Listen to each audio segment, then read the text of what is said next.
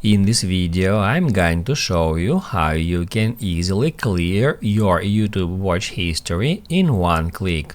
Be sure to watch the video to the very end so you don't make any mistakes, and of course do not forget to like this video and subscribe to my channel.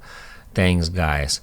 So let's get started, and first off, go to youtube.com. After that, make sure you are logged into your account, and once you've done that, all you have to do is just click right here where it says history, and that will show you your YouTube watch history.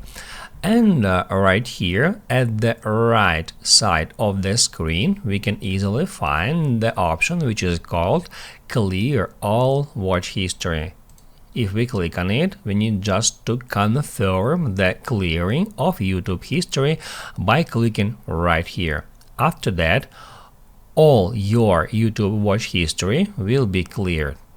Also, we can pause YouTube watch history. It means that YouTube will stop saving your watch history until you unpause it. That's how you can easily pause and clear watch history on YouTube.